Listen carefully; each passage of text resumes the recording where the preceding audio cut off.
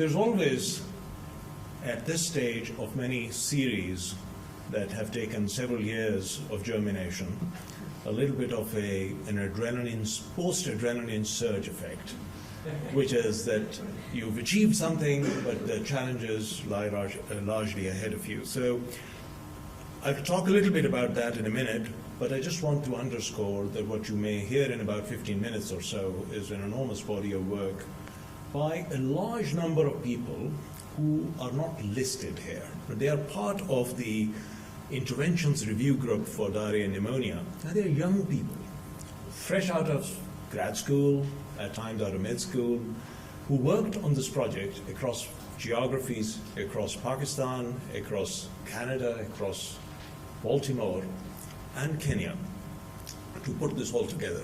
And altogether, what I'm going to share with you is almost 2.5 years of work. I also want to take the opportunity to thank Richard and his team at the Lancet for being fantastic partners in this effort. And it is by no accident that the Secretary General of the United Nations has appointed Richard as one of the chairs of this International Expert Review Group, monitoring the MDGs 4 and 5. And one of the principal reasons for that is the enormous amount of scientific focus, and not just mere advocacy, evidence-based advocacy, over the last decade that the Lancet has brought. So what I'm going to talk about today is another step in that process. So it's not that we did these reviews of the evidence for the first time. These are a series of things we built on previous exercises that have looked at objectively what can be done to save lives of newborns, young infants, and children globally. And we know already from work of many icons, some of them in this room, people like Joy Lawn and Simon Cousins, that the evidence around the effectiveness of many of these interventions, 30, 40, on child survival, newborn survival, is pretty strong.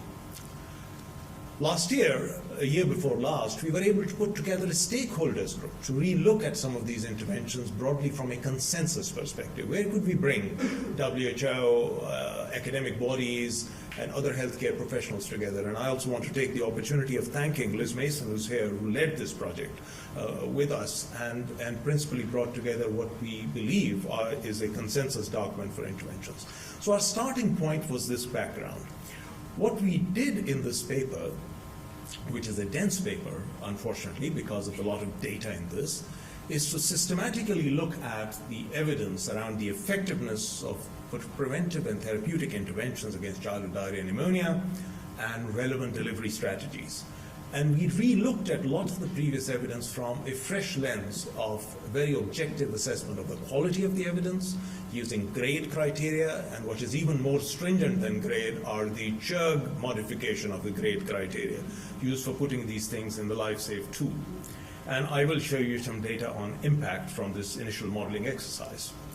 So principally, if you look at the way disease develops through increased susceptibility, exposure, then development of the syndrome of diarrhea and pneumonia, leading to either morbidity and mortality, as Krista explained, the interventions can be broadly clustered into those that relate to things that may be outside of the health sector, but extremely important to the prevalence of disease: water, sanitation, hygiene, environmental health relates to air pollution. And then things that Krista talked about, nutrition risk factors, vaccine preventable disorders. Importantly, what can be done once the disorder occurs? Treatment strategies. What can we do to ameliorate both the severity of disease and to save lives?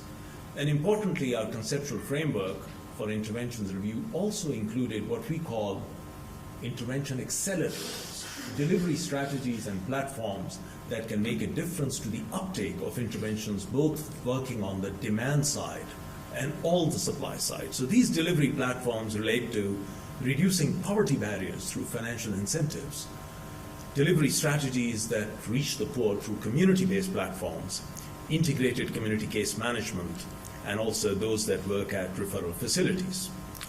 So I'm going to take you through all of this relatively quickly. The details are in the papers, and behind this dense paper are also an additional 11 papers that are being published with the details of the methodology, the evidence reviews, and the grade tables. So breastfeeding, you've heard about the importance of breastfeeding or lack thereof on the excess burden of diarrhea and pneumonia. We reviewed specifically what can be done. And we were particularly interested in things that could be done at scale and in community settings. So the news here is good, friends, because there is evidence from the newer, larger scale strategies that have been implemented that rates of exclusive breastfeeding, one of the most difficult things to implement in health systems, can be increased substantively at various time points by interventions that look at community health workers working with families and promotional strategies such as peer support groups. They also reduce the risk of not breastfeeding at all, which is associated with the highest risk of mortality. And the impact, although not huge, can be seen all the way up to 6 months of age, which is our broad target. Our review also points out the difficulties in making this happen, because many of the things that relate to promotion of breastfeeding, exclusive breastfeeding, relate intimately to the status of women in society, the economic opportunities, and what employers provide as the working environment support to make maternity leave available for women to exclusively breastfeed for 6 months. So the evidence is there that things work. Whether or not we have the facilitative platforms to make that happen is a different issue. On water sanitation hygiene, we were provided with some of the most extensive update of the evidence around this. And the evidence that various components of wash interventions work is pretty strong. The evidence that hand washing with soap can reduce the burden of disease due to diarrhea and pneumonia is fairly strong. Improving domestic water supply does reduce the burden of diarrhea, and safe disposal of feces in a home environment is also associated with a significant reduction in the risk of diarrhea. Preventive zinc supplementation has been under the microscope because of its potential link with nutrition outcomes such as reduction of stunting. We found evidence of reduction in disease burden, diarrhea incidence, and pneumonia incidence. And although the evidence of the impact of preventive zinc supplementation on mortality is less robust, still the direction of effects from the available interventions, which have been usually not at scale, but large-scale efficacy trials, is reasonably strong, and it's all mentioned in the review. What about diarrhea-specific interventions? The first list of interventions were those that impact both diarrhea and pneumonia. If you look at diarrhea-specific interventions, the first ones are vaccines. And the evidence, despite the differences in efficacy between Latin America, Europe, and Africa and Asia of the vaccine itself, the efficacy estimates are pretty strong. This is a vaccine that saves lives, both in terms of reduction of severe disease requiring hospitalization and reduction of severe rotavirus infections. Cholera vaccine, as Krista mentioned, is important because it's an evidence-based vaccine which is available. And it's as yet not been introduced at scale, even in high endemic countries. And the evidence around the effectiveness of cholera vaccine against cholera infection is pretty robust. And conjoint with management strategies, we have the formula at hand to do something about these cholera deaths that take place both in endemic environments and in epidemic settings. Oral rehydration, no big surprise. Despite the limited evidence, we were able to look at strategies as well as the impact of oral rehydration fluids, and we know that it does reduce diarrhea mortality by close to around 2/3. Importantly, in the review document, you will see that strategies to increase uptake of oral rehydration solutions through some of the same platforms that I mentioned are quite interesting because they've been shown to increase the access to poor families in rural settings and in urban slums to oral rehydration and home fluids. Zinc, as a recommendation for intervention, has been out there, and one of the biggest frustrations has been the lack of progress in scaling up the therapy of diarrheal episodes with zinc. And the Commission for Commodities, Life-Saving Commodities, had put a particular focus on making this intervention available. And as you can see, the evidence on the impact of zinc treatment of diarrheal episodes on reduction in severity of disease and mortality is pretty strong. And although we looked at a large body of evidence, we are able to corroborate the impact on all-cause mortality and hospital admissions. We also looked at a complex area in which the evidence has been mixed. How do you feed children with diarrhea? And we spent a lot of time reviewing some of the historical data, and sadly, the studies on this are all over a decade old because this has just fallen off the radar screen. And the important take-home points for that, from that review, is that it makes a lot of difference to feed these children properly, and that availability of home-available diets and continued breastfeeding does have an impact on preventing some of the burden from stunting and weight loss that may occur with diarrheal episodes.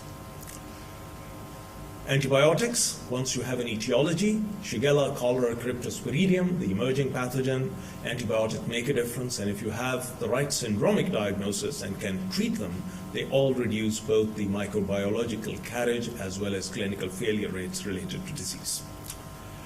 What about pneumonia? And just like diarrhea, are there specific interventions, preventive and therapeutic for pneumonia?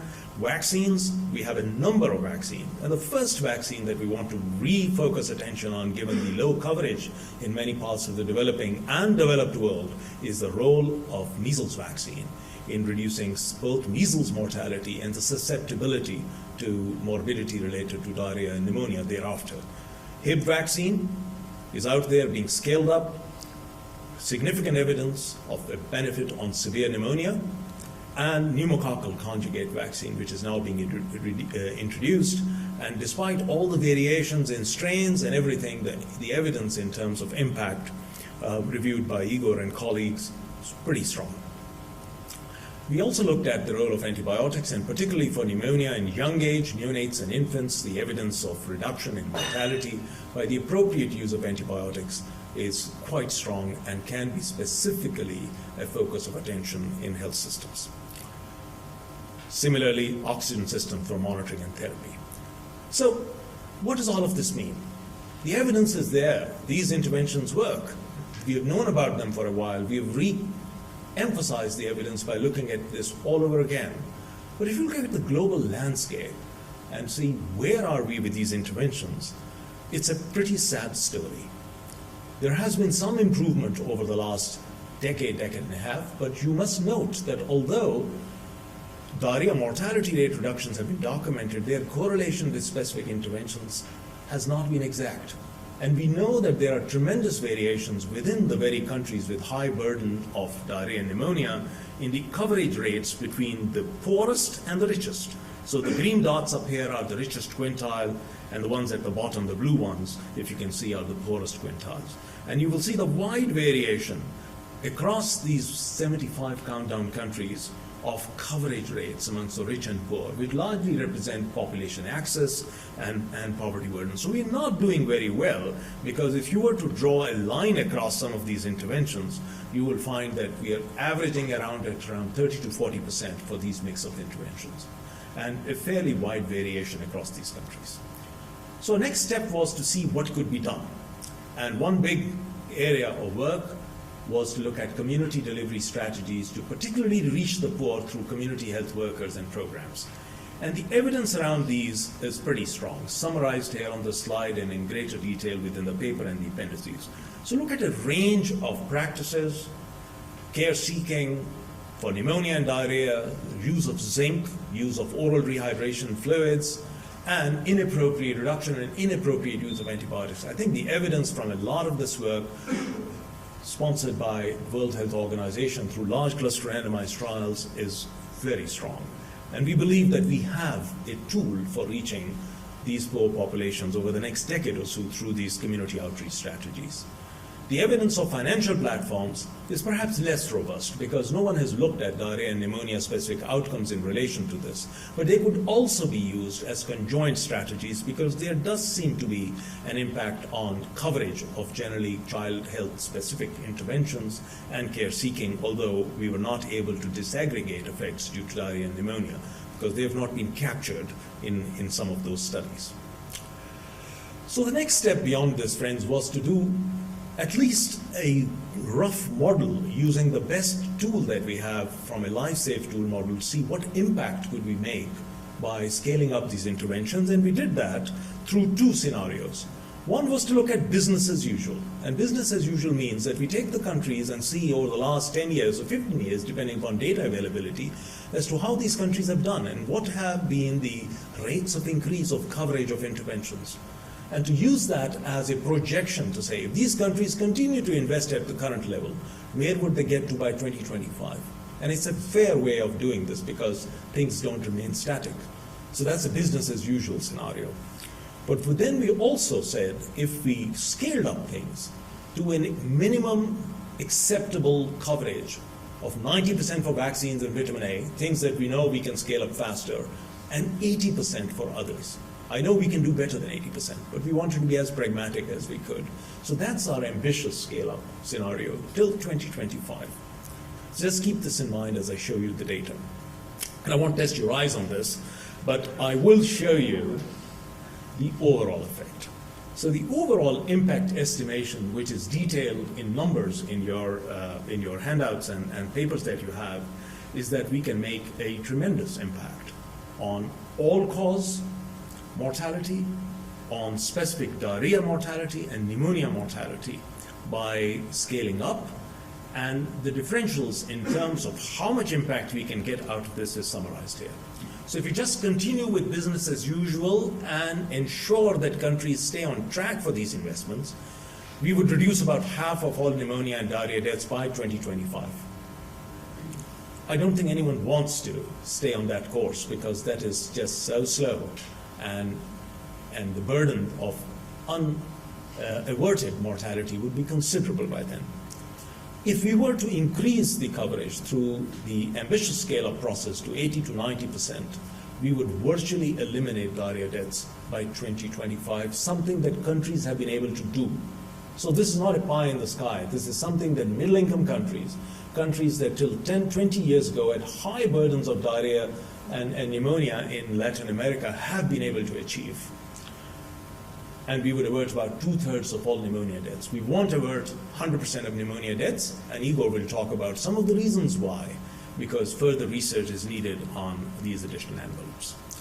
So just very quickly summarizing all of that, in your paper, we also did a scenario of implementing all of these interventions and seeing how many lives can be saved by what.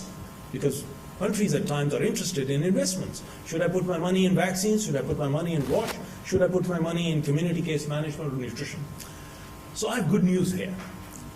The good news is that if you look at how many lives can be saved by vaccines, over the next 14 years, from 2011 to 2025, 500,000 deaths can be saved by vaccines. But then we look at community case management, appropriate case management, including first-level facilities. And the number of how many lives can we save? 500,000 again. And then everybody's favorite, what can we do with water sanitation hygiene interventions? The figure is again around 500,000. So the take-home message is that you need to do them all in an integrated manner. And that, there shouldn't be a lobby pushing just vaccines or just WASH or just integrated case management. Our modeling indicates that the gains are maximal and perhaps synergistic if you implement them all together. So countries need to be encouraged to take these evidence-based interventions, 14 or 15 as you define them, and implement them because the gains are enormous by doing these together. We also did one final exercise that I do want to point out, which is that we wanted to see by these community platforms, and the 4 things that I pointed out: breastfeeding promotion of better case management with ORS and zinc at community level, and appropriate management of pneumonia at community level with oral antibiotics. Take these 4 case scenarios and see what community platforms will do where. So we looked at these 3 countries that we had data for by cause-specific mortality by income or asset quintiles, and we looked at how many lives can be saved where. And the good news is that 2/3 of all lives that can be saved are in the poorest quintiles. So it's not rocket science. It's something that people can intuitively imagine. But it gives countries, at least the planners in these 3 countries, the clear objective evidence of specific gains that can be made through these community delivery platforms on Lives Saved. We also did costs, and I'm sure you don't want to listen to all of this, but I'll just tell you the bottom line of the cost analysis, which was done through these unit costing models that are there, 4 component costs. If you did business as usual, countries will spend $3.8 billion to avert about 880,000 child deaths. If you went up to 80 to 90%, the additional cost is just an additional $2.9 billion to save another 500,000 lives at that scale. Just keep that figure in mind. That is peanuts. That's what we are spending almost on a weekly basis in many parts of the world on just conflict aversion. So ladies and gentlemen, as I close, our key messages are that we have the knowledge, we have the evidence-based interventions, and a host of emerging interventions that are promising over the next decade. Most of these interventions are not rocket science. They exist within the health system, but their coverage and availability to poor and at-risk populations is very variable, even within countries. And delivery strategies in particular, or scaling of these interventions, have received relatively little focus over the last few years. We believe that we have the numbers, these 15 interventions that we put forward. These are effective, low-cost interventions that can be scaled up, and we have provided the evidence as to how within health systems through some recent implementation strategies. We believe that if they can be scaled up, they can virtually eliminate diarrhea deaths by 2025 and reduce pneumonia deaths by 2/3, and maybe even more if new interventions could be added. And I think you will agree that this is all affordable, that we could do this at relatively little cost. $2.9 billion extra to save an additional 500,000 lives is a pretty good investment. So thank you very much for your attention. I leave you with this slide.